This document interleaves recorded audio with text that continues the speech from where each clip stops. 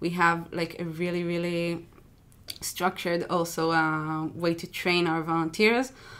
We train them like for a month before they start mentoring, and then we follow them throughout the first cycle and feedback them. Like there's a whole system for it. Excellent. And quality control. Yeah. Because we have a really high standard on what we want to give our participants, and we want the groups and all the entire experience to be as non-judgmental, as positive as it can be. So we train our mentors to also have that approach and to really encourage our participants, but also encourage one another. Like people sometimes sign up and say it really changed their view on vegan activism, because sometimes you talk to people on the street and it can be really tiring at some points, like to hear the same things over and over again. But when they volunteer with us, they really see how people come willing to make a change and come already.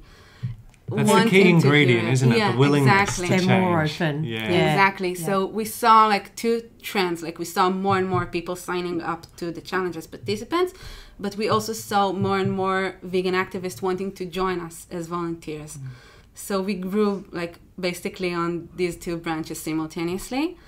And then we decided, okay, we're operating internationally, and it was around early last year that we launched our United States branch, because we decided, okay, in Israel we operate locally and we want to return to that local activity, because when you get your help, like the participants, if they get their help as close as they can to home, and people give them the exact ingredients and the exact name brands of the things they need to buy, sometimes they even get people who live like really close to them and can actually recommend of the specific supermarket, and in that specific aisle, that shelf, you can find. Just making it as easy as amazing. possible for people, to give people as few excuses as possible not to continue. Yeah, but actually it's just like sometimes those difficulties, they're really real. Like sometimes people enter the supermarket fully willing to buy like tofu for the first time, but they don't know where to find it. Where to find it. There are different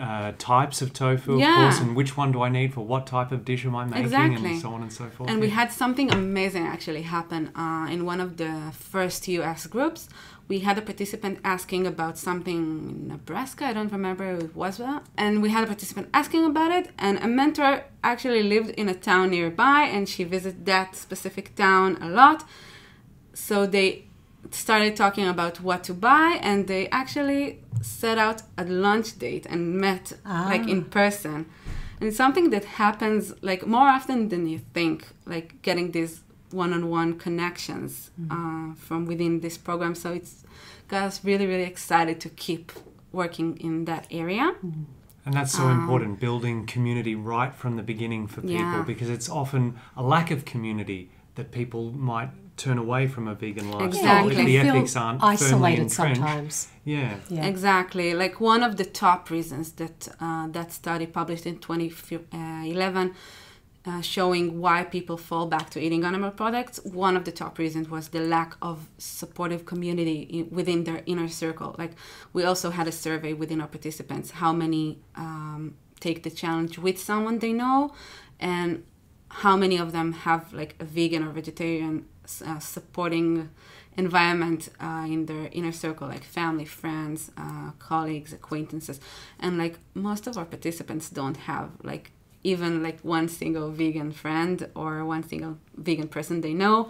For many of them, our team is the only people that ever showed them support in that choice they made. What an important role you play. Yeah.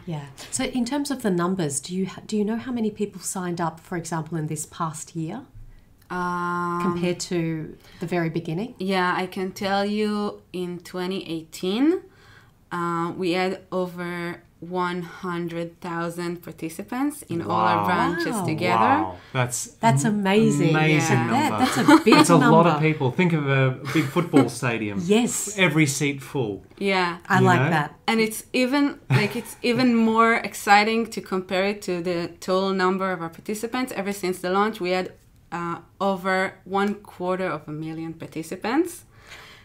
Wow. Yeah. Okay, since the beginning. Since the beginning. And 100,000 of those, 250,000 came from 2018 So alone. it shows you how much we've grown. Yeah. Like how rapid the growth is. Yes. And as you said, you're covering all countries basically. Is there any country that you haven't had someone sign up from?